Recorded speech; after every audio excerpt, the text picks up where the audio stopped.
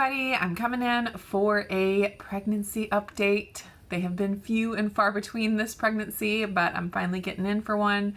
And we are getting so close to meeting baby Levi. It's so exciting. I feel like this pregnancy is flying by, which is totally unusual. Usually I'm totally anxious and that's all I can think about, and it just seems like it takes forever. But I feel like this pregnancy, I've had so many other things that I've been dealing with and working on that it's been an afterthought, which is actually a blessing because I don't want to obsess over, the baby coming and be all worried about it and impatient. That's what I usually am, probably is impatient. And I think this time I'm being a little more patient. Maybe it has taken 5 pregnancies to get me to this point, but I feel like I'm getting a little more patient, although I have about 9 weeks left, and maybe in a few weeks I'll change my tune. Usually the last month of pregnancy seems to take forever, so we'll see. Maybe my patience will run out by that point, but hopefully not. So anyways, I am 31 weeks as of yesterday. My pregnancy weeks end or start on Tuesdays. So yesterday I rolled over to 31 weeks, so 9 weeks left, and we are expecting that he will come within the week before my due date. It would be very, very unlikely that I would go past my due date.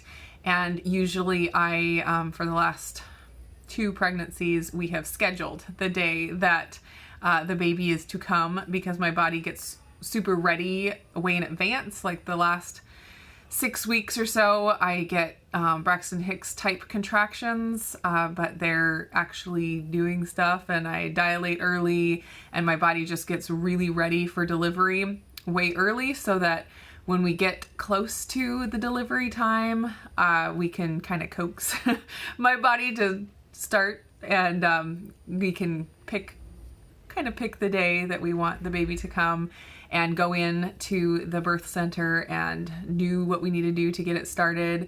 And the last 2 times it's worked like a charm, and the baby has come when we wanted it to. And I have incredibly fast labors and deliveries, so that's why we don't wait for it to happen on its own, because the one time that I did that, which was with Talia, my second child, it was very traumatic and we almost didn't make it. She was born after about 30 minutes. My water broke at home. I was just having regular Braxton Hicks type contractions the whole day, just like I had been for weeks and weeks and weeks, and my water broke at home. Thankfully, my husband was home and he rushed me to the birth center, and we barely made it. My entire labor was practically in the car. There wasn't time to fill the water birth tub like I had wanted to, and it was fast. And people often will say, "Oh, you're so lucky that you have such fast labors," and I totally get that, and I'm thankful that I don't have, days of painful labor like some people do. But the very fast labors are very, very intense. And I always say it's like having an entire regular labor condensed down into 30 minutes. And it's crazy intense. I pretty much lose my mind, which is pretty scary, and kind of have to deal with some PTSD type symptoms afterwards, where it's hard to think about that much pain and get like night sweats and stuff. And so there are blessings and challenges to having super fast labors. So that was with Talia, where it was very intense and traumatic. I don't want to throw that term around, but it was very difficult, and I don't want to repeat that. So we have taken steps with the babies after that to not have that happen. So basically my plan, or what I prepare for, is if my water breaks on its own, wherever I am, that is where I'm going to have a baby. I'm not going to try to get anywhere, which makes going out and doing things the last few weeks of pregnancy nerve-wracking, because I don't want to have a baby at Costco. I don't want to have a baby while we're walking home from the park, that kind of thing. But we prepare by having a home birth kit at the house just in case, but then we schedule the time to go in to the birth center and do stuff to get it started. And like I said, my body is very coaxable at that point, and usually that has, or up to this point, that hasn't been a problem. So with Charity, we went in and did all the things, cervical stimulation and pumping and some herbs and walking, and like the midwife will strip my membrane. You guys know what that means, I'm sure. Don't want to get into too much detail.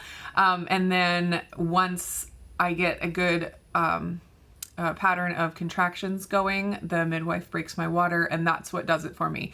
I can, like with Charity, I dilated up to 7 centimeters without any pain. Like, it wasn't a painful labor. It was just kind of very mild cramps and Braxton Hicks type contractions. But then as soon as my water breaks is when the pain starts. And so with Charity, we did all the things, and the midwife broke my water, and then Charity, we had the tub all filled and ready to go because we knew how fast it was going to be. And so I got in the tub, and it was 19 minutes before she was born. So it was really, really fast. And so it was 19 minutes of painful labor. But up until that point, I didn't really have much pain at all.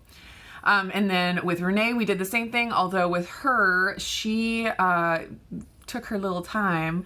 I was used to, the super fast 30 minutes after my water breaks having the baby.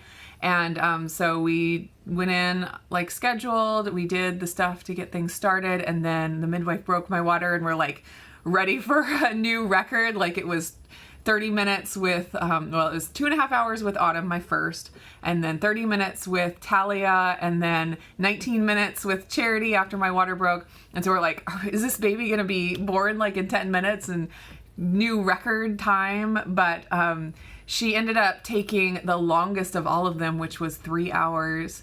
And the labor for the first 2.5 hours wasn't really that painful. It was just mostly crampy type contractions, but then it was the last 20 minutes where that's how it always is. My last 20 minutes of labor is always crazy intense, and then she was born super fast with one push, and just 1 minute there was no crowning, no nothing. The next minute she was completely out, and like the midwife's assistant had to drop the flashlight she was holding and catch the baby because she was so fast. So anyways, it was my longest labor, but it was still followed the same kind of pattern where there wasn't a lot of pain up until right when the baby was ready to come. So anyways, that is what we are planning with Levi. So it would be very unlikely that I would go past my due date, because my body just really gets ready and is coaxable, and we can just kind of pick a day within that week before the due date. I don't want to wait too long up to the due date, because that's more risk of having to have Autumn be my midwife at home, which we could do. Package at the door. The dog is barking at the delivery guy. Anyways, I'm prepared for that mentally, and I think everything would be okay if that were to happen, but we want to avoid it if possible. We like the idea of having medically trained midwives there helping us and making sure everything goes right. So anyways, we are looking towards a mid-May. He's due on the 15th. We're thinking like the 10th or the 11th, maybe the 12th. That's a weekend there, and it's nice to have a baby on the weekend. It's kind of fun to be able to schedule your delivery on a weekend when we had the whole birth center to ourselves and all that. So we're thinking somewhere around there that he will come. So that's 8 or 9 weeks away, and it is coming up really, really fast. So I have an appointment coming up in, I think, about a week and a half. And then after that, I'm at the point where I move to appointments every 2 weeks. So we're just getting so close. I just can't believe it. But everything is going super well. I'm feeling really good. With Renee, I had really bad sciatic nerve pain. That still could come here in the last few weeks, but I haven't had any so far, so I'm really thankful for that. Sleeping has still been really good. Historically, I've had insomnia at the end of my pregnancies, but so far I have not had that to the degree that I have before. So that's been really good. Been really thankful for that. I've had some swelling, but only when I'm eating stuff that I know causes me to swell, like sugar and dairy and wheat and stuff like that. So I'm trying my best to stay away from all that and just keep my diet as low inflammatory as possible. And I'm hoping that as I get closer to the delivery time that I can just keep my diet super low inflammatory. And I know that that helps. My delivery with Charity was my easiest.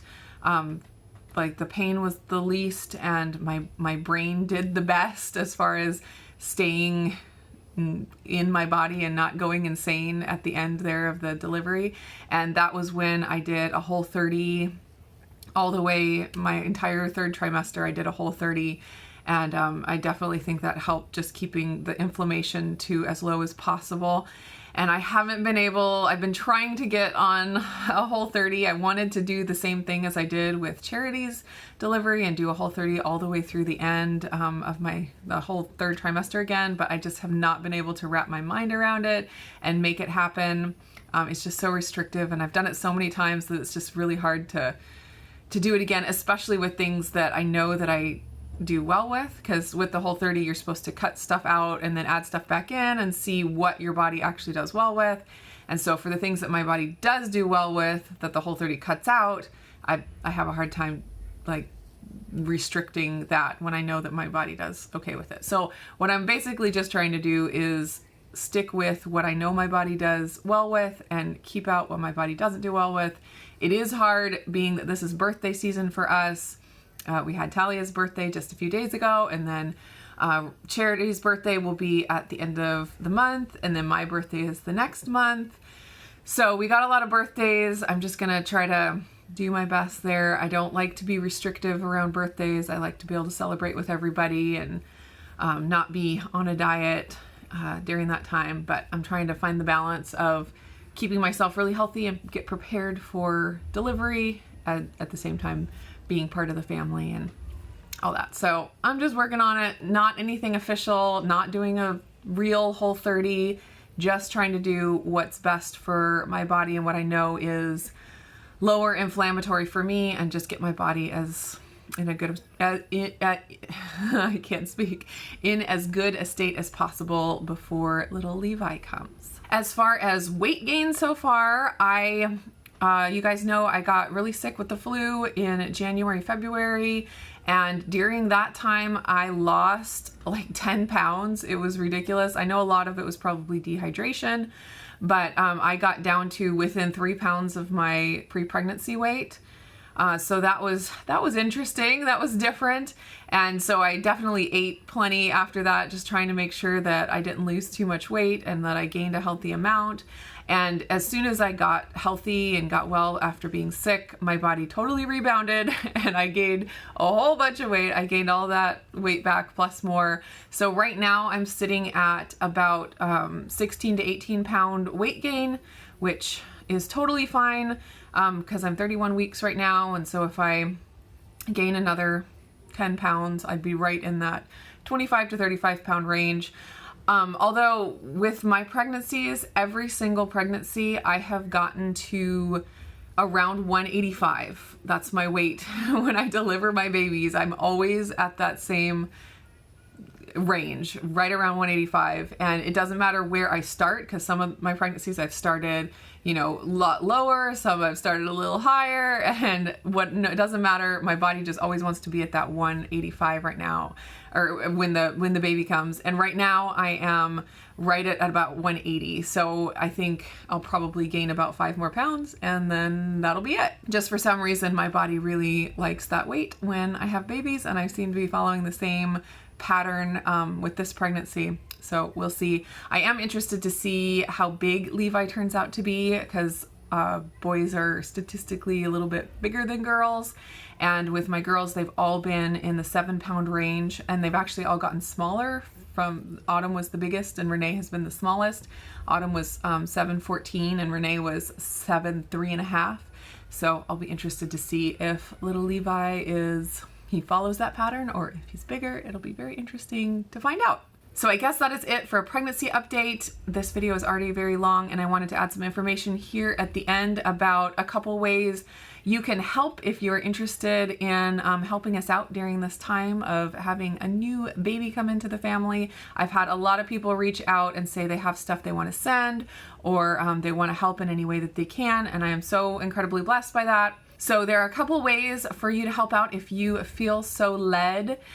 First off, if you want to send something for the baby, I have a P.O. box now, and you're welcome to send anything for Baby Levi there. I did make a registry on Amazon, so if you wanted to pick up something from that and have it sent, that would be amazing, and I would be totally blessed by that. So I will put the link to the Amazon registry down in the description. And then also, if you would like to donate to a meal train for us, that would also be a huge help. There is a meal delivery service here in the Portland area, in our area, and they have a meal train that you can donate to, and so anyone that feels led to donate can donate, and then I will have a certain amount of money there that has been donated, and when the time comes after Levi is here and we get home, we can order food through that service, and it's all homemade and really nice, like sustainable, local, delicious, homemade style food. It's not restaurant food. It's not like a restaurant delivery service. It's a home style food delivery service. I've never used it myself, but I've donated to other people who have used it. So anyways, I will put the link to that, and then also our little name. You put in our, I forget what they call it, our username, and then it's through PayPal. You can just put in any amount of money, and it all goes into a fund that we'll be able to use when the time comes. And with PayPal, you can either pay through PayPal with a PayPal account, or if you don't have a PayPal account, you can use a debit or credit card. Super easy to make that happen. So if you are interested in supporting us during this time, that would be a huge blessing, and we would be extremely thankful. So that is it for this video. I hope you guys are all doing fantastic, and I will be back again soon.